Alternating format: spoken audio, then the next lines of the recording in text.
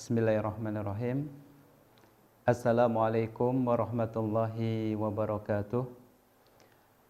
Innal hamdalillah nahmaduhu wa nasta'inuhu wa nastaghfiruh wa na'udzu billahi min sururi anfusina wa min sayyiati a'malina.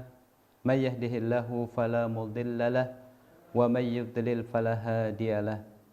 Asyhadu an la ilaha illallah wahdahu la syarikalah wa asyhadu anna Muhammadan abduhu wa rasuluh. Amma ba'du. Akhwati fillah azani Allah wa iyyakum. Yang pertama, marilah kita memanjatkan puji dan syukur kepada Allah Subhanahu wa taala yang telah melimpahkan kenikmatan-kenikmatannya kepada kita semuanya dan yang telah memberikan kesempatan kepada kita pada hari ini untuk kembali bertemu di kampus Setitma, dan juga tidak lupa saya ucapkan jazakumullah khairan kepada semua mahasiswa baru di kampus Setitma ini. Saya ucapkan jazakumullah khairan atas perhatiannya. Mudah-mudahan nantinya kita bisa melaksanakan tugas-tugas kita selaku mahasiswa dengan sebaik-baiknya. Akhwati fillah azani Allah wa iyyakum. Salawat dan salam semoga senantiasa dilimpahkan kepada Nabi kita, Nabi Muhammad sallallahu alaihi wasallam. Akhwati fillah, para mahasiswa dan mahasiswi sekalian yang dimuliakan oleh Allah Subhanahu wa taala, pada kesempatan kali ini saya di sini selaku Puket 1 di Setitma akan menyampaikan beberapa hal penting yang berkaitan dengan kegiatan-kegiatan perkuliahan yang insya Allah akan dilaksanakan pada semester ini. Perlu kita ketahui bersama bahwa Setitma ini adalah masih terhitung kampus yang baru. Di Setitma ini ada 2 jurusan, yaitu PAI dan PBA. Pada tahun sebelumnya, PAI dan PBA ini terdiri dari 2 kelas, yaitu kelas internasional dan juga kelas reguler. Di sini perlu saya jelaskan apa yang dimaksud dengan kelas internasional dan juga apa yang dimaksud dengan kelas reguler. Kelas internasional di sini sengaja dibuka yang dikhususkan bagi mahasiswa-mahasiswa yang memang sudah memiliki kecakapan berbahasa Arab. Kenapa? Karena materi-materi yang disampaikan semuanya berbahasa Arab dan langsung diajarkan oleh masyayikh yang berasal dari negeri Yaman. Kemudian yang reguler ini kata pengantar yang digunakan adalah menggunakan bahasa Indonesia. Akan tapi di reguler ini juga diajarkan menggunakan diajarkan belajar dengan menggunakan kitab-kitab gundul. Jadi nanti diharapkan para mahasiswa setelah selesai dari kuliah di Setitma ini, mereka bisa menguasai membaca kitab. Akhwati fillah azani Allah wa iyyakum. Nah, untuk tahun ini, tahun ajaran baru ini, jurusan di Setitma masih sama, yaitu masih ada 2, PAI dan juga PBA. Kan tapi di sini ada beberapa perbedaan. Perbedaan di sini adalah yang pertama, untuk kelas internasional semuanya masuk PAI. Jadi setiap mahasiswa yang masuk ke kelas PAI otomatis dia masuk kelas internasional. Dan di sini mahasiswa tersebut itu yang sudah masuk kelas PAI otomatis sudah bisa menguasai bahasa Arab.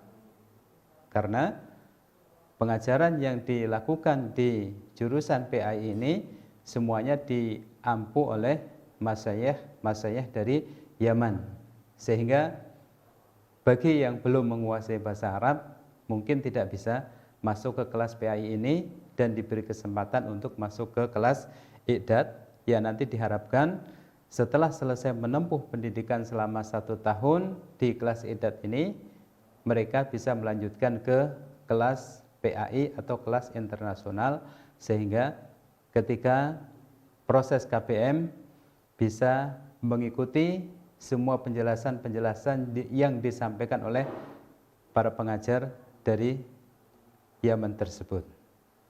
Kemudian jurusan yang kedua adalah PBA. PBA ini murni dikhususkan bagi kelas reguler. Artinya apa? Para pengajar atau ustadz-ustadz yang mengajar di kelas reguler ini diajar oleh ustadz-ustadz yang berasal dari Indonesia. Atau dengan kata lain, kata pengantar yang digunakan adalah menggunakan bahasa Indonesia. Khawati fillah azanillahu wa iyyakum. Untuk kampus Titma ini, baik jurusan PAI maupun jurusan PBA, matkulnya terbagi menjadi 2 macam atau 2 kelompok, yaitu matkul diniyah dan juga matkul yang berasal dari KKNI. Kenapa demikian? Karena prioritas untuk para mahasiswa adalah belajar ilmu diniyah. Bagaimana mereka bisa menguasai ilmu diniyah dengan baik sehingga besok bisa melanjutkan dakwah di tengah-tengah masyarakat. Di samping mereka belajar ilmu diniyah, yang insya Allah nanti akan saya sebutkan sebagian matkul-matkul diniyah yang diajarkan di Setitma ini, mereka juga dibekali dengan matkul-matkul yang berasal dari KKNI, karena matkul tersebut wajib diajarkan di Setitma. Fungsinya apa? Kenapa di sini dibagi ada matkul diniyah dan juga ada matkul KKNI? Dikarenakan apa? Mahasiswa-mahasiswa yang belajar di Setitma ini sangat diharapkan mereka bisa menguasai materi-materi diniyah dan juga dibekali dengan ijazah S1. Karena di zaman sekarang ini tidak bisa dinafikan bahwasanya ijazah adalah merupakan bagian yang sangat penting. Ketika seseorang berdakwah di tengah-tengah masyarakat, kemudian dia mampu menyampaikan materi dengan baik dan diimbangi dengan adanya ijazah dari Setitma atau S1 atau gelar S1, maka ini akan lebih mudah diterima oleh masyarakat. Dan ini untuk mendukung dakwah yang dilakukan kelak kalau sudah terjun di masyarakat. Ini tujuan kenapa di Setitma dibagi menjadi 2, ada materi kepondokan atau materi diniyah, ada juga materi KKNI.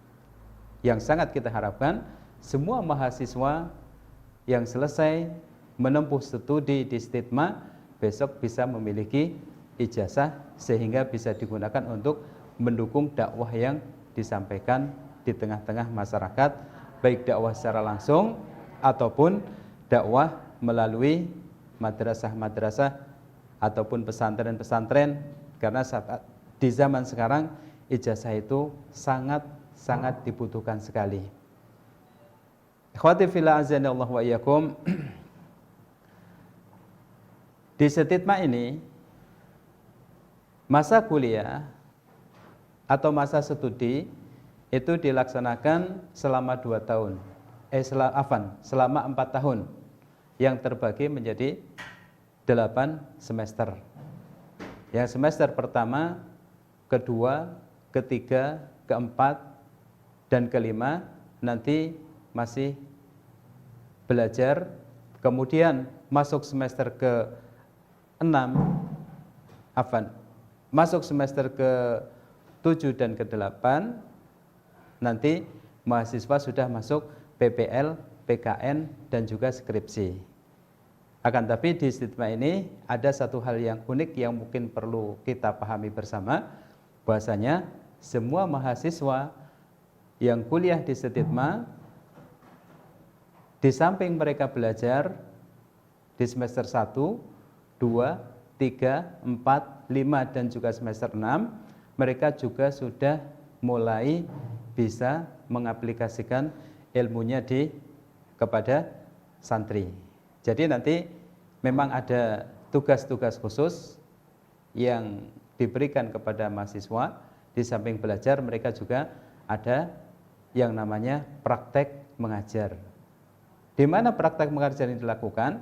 Praktek mengajar tersebut adalah di Aliyah ataupun di Salafiyah Wusto yang ada di Islamic Center Bin Baz. Jadi para mahasiswa memiliki keuntungan yang ganda. Selain belajar, mereka juga bisa langsung mengaplikasikan ilmu yang telah didapatkan. Apa fungsinya ini? Fungsinya adalah besok ketika sudah terjun di masyarakat, diharapkan mahasiswa sudah terbiasa menyampaikan materi di hadapan orang banyak, sehingga ketika terjun di masyarakat mereka sudah tidak kaku lagi, sudah terbiasa, sudah enak, dan sudah bisa menghadapi banyak orang. Ini beberapa fungsi atau beberapa kegiatan-kegiatan yang dilakukan di Setitma ini. Khawati fillah azani Allah wa iyyakum. Kemudian saya ingatkan ada satu hal yang penting yang jangan sampai kita lupakan, bahwasanya masa studi di Setitma adalah selama 4 tahun atau 8 semester. Nah, diharapkan kepada setiap mahasiswa bisa menyelesaikan kuliah ini tepat waktu. Jangan sampai mundur, jangan sampai molor terlalu jauh, apalagi menjadi mahasiswa abadi. Ini sangat tidak kita harapkan. Bagaimana caranya supaya kita bisa menyelesaikan studi tepat waktu, atau seandainya pun mundur tidak terlalu lama? Yang pertama, diharapkan mahasiswa adalah banyak-banyak berdoa kepada Allah Subhanahu wa taala. Berdoa supaya diberi kemudahan ketika kuliah di Setitma, baik ketika belajar ataupun ketika menulis skripsi nantinya. Kemudian yang kedua adalah sejak awal mahasiswa diharapkan sudah mempersiapkan judul untuk skripsi nantinya. Jadi kita nanti berikan kesempatan kepada mahasiswa untuk memikirkan judul memang sejak awal-awal semester. Kita sudah berikan kesempatan untuk memikirkan judul, tulis judul apa yang ingin digunakan untuk skripsi. Seandainya nanti ada perubahan itu tidak masalah. Yang penting ketika mendapatkan judul segera ditulis di dalam kertas supaya tidak hilang. Kalau ada perubahan nggak masalah. Judul A nanti dirasa kurang tepat, ganti judul yang B atau judul yang C. Kemudian cobalah untuk